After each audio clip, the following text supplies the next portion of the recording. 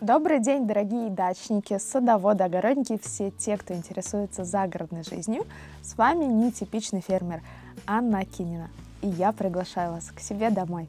Сегодня финальный выпуск серии передач «Жизнь с нетипичным фермером», потом мы с вами ненадолго прервемся, и я хочу сделать выпуск совсем уж нетипичным.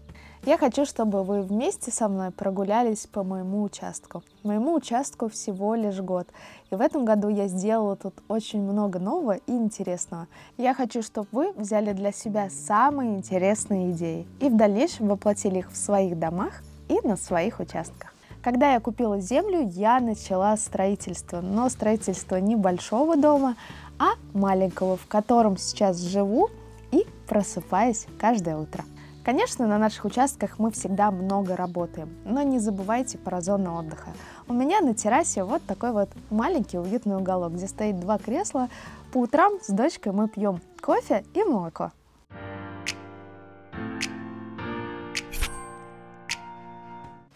Мое любимое хобби, которое длится у меня уже 15 лет, переросло в мою работу.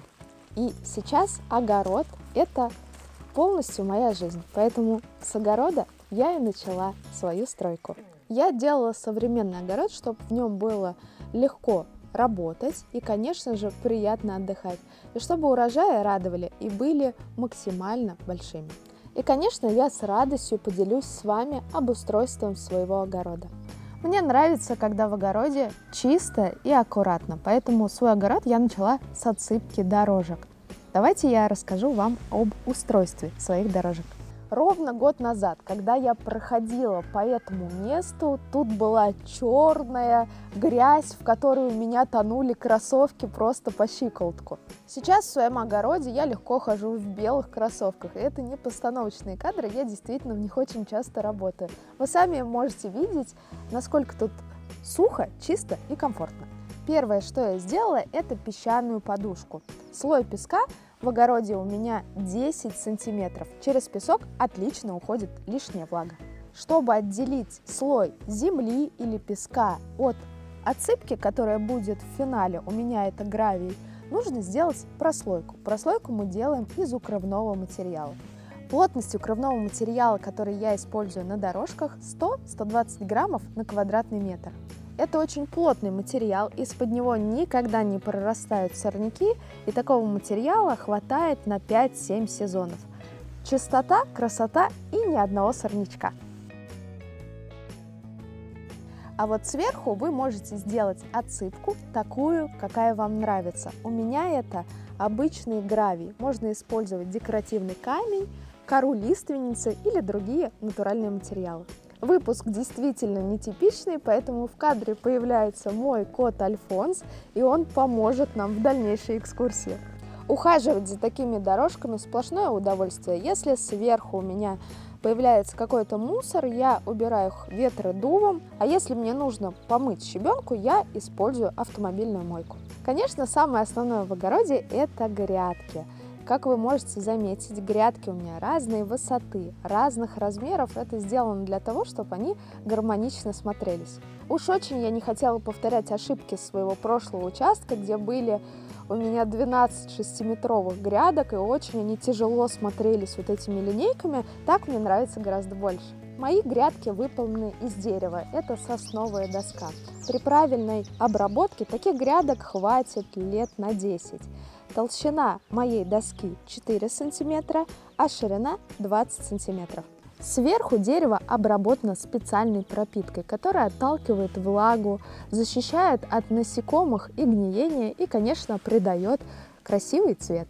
Внутри мои грядки обработаны антисептиком в несколько слоев и прикреплен укрывной материал, чтобы не было контакта с влажным грунтом. Как вы можете заметить, сейчас в огороде растений нет. Совсем скоро здесь станет все зеленое, но в моем огороде не место сорнякам. Я всегда использую метод мульчирования. Я закрываю грунт либо натуральными материалами, либо тем же самым укрывным материалом. Вот, например, на этой грядке у меня натуральная мульча. Это коноплиная костра. Посмотрите, смотрится она декоративно, и слой 5-7 сантиметров полностью защищает от сорняков.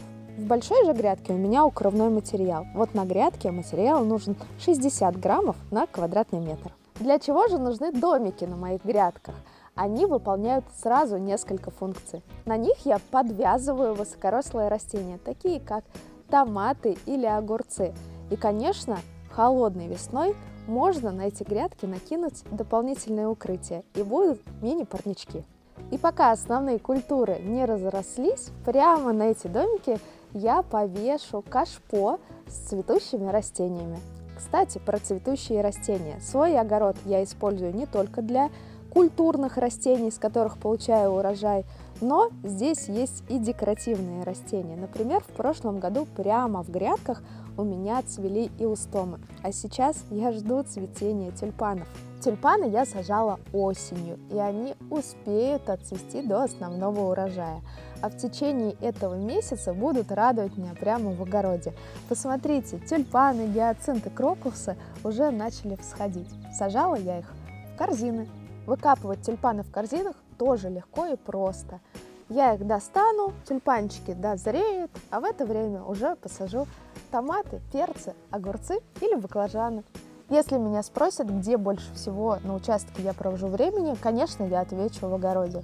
Но вы знаете, что все дачники постоянно смотрят сверху вниз на свои грядки и совсем не успевают любоваться красотой вокруг. Именно для этого прямо в огороде я сделала небольшую зону отдыха с качелями.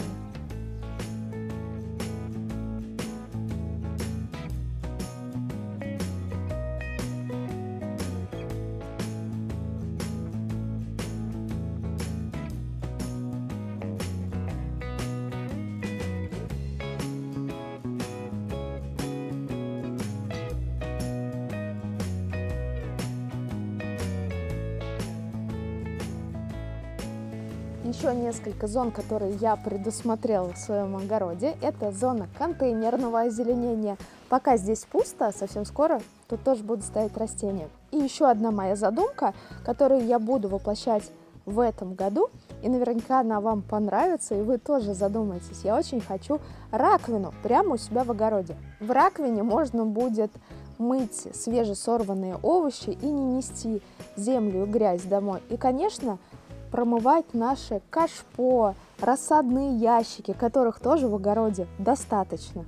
Конечно, в огороде всегда много разнообразного инструмента, и его нужно где-то хранить. Для себя я сделала небольшой сарай, размер у него 2 метра на 1,5. Здесь у меня стоят газонокосилки, ведра, лейки, конечно, лопаты, грабли. Все спрятано в одном месте.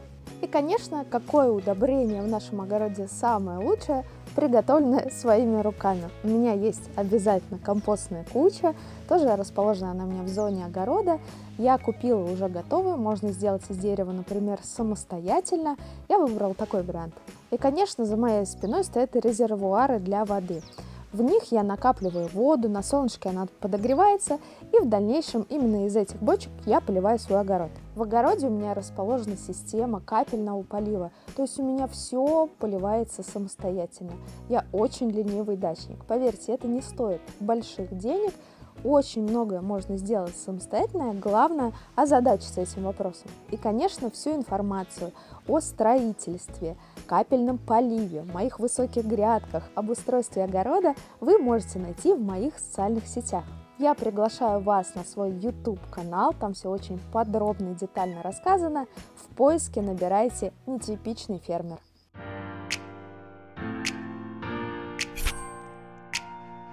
Конечно, на первый взгляд может показаться, к чему такой серый огород, ведь на дачу мы приезжаем именно на природу. Но мой участок совсем молоденький, не успели тут еще нарасти зеленые растения, а они обязательно будут. И эта зона самая первая, которая озеленила мой участок. Растения взрослые, я привезла их со своего старого участка и уже сажала во взрослом состоянии. Поэтому здесь уже так приятно глазу и красиво. А буквально через месяц здесь будет настоящий оазис. Будут цвести тюльпаны.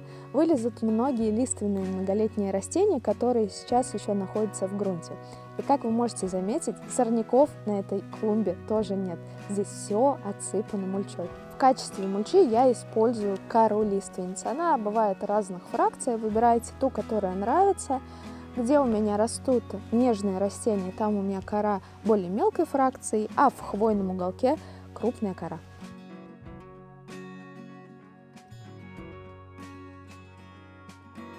Я очень люблю своих друзей, поэтому вторая зона, которая была после огорода, это была зона отдыха.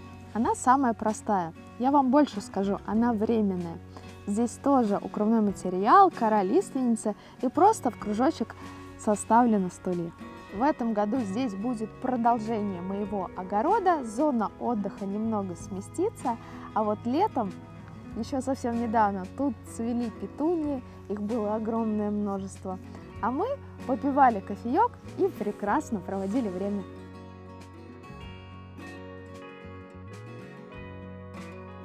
Еще один объект повышенного внимания на моем участке – мой забор. Забор выполнен из дерева, это тоже доска сосны. Такой цвет я подбирала довольно долго.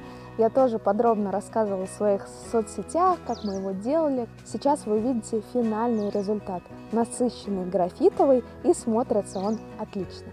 Кстати, забор не просто так темного цвета, он будет служить отличным фоном для зеленых растений.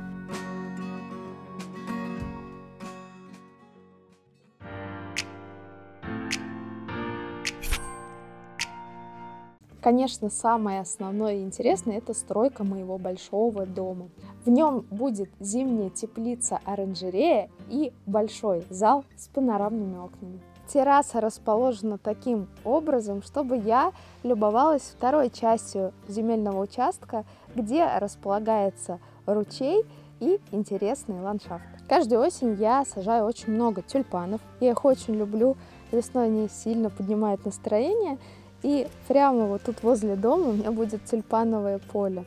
Этот сорт я пересаживаю из года в год, луковицу просушиваю, сажаю опять, и вот совсем скоро все зацветет.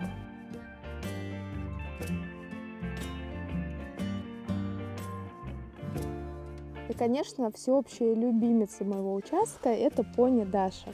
В прошлом году мне подарили эту прекрасную даму на день рождения. С тех пор я считаю, что и собаке не надо, если у вас будет такая пони. Она гуляет прямо по участку.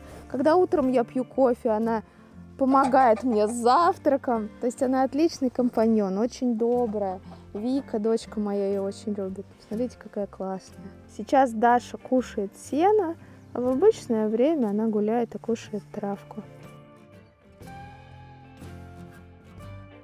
И, конечно, у меня есть курятник, где живут петушки и курочки и несут мне цветные яйца. За цветные яйца у меня отвечают определенные породы кур. Например, у меня есть мараны вот с таким темным яйцом и с голубым и зеленым яйцом америкуаны и аракуаны.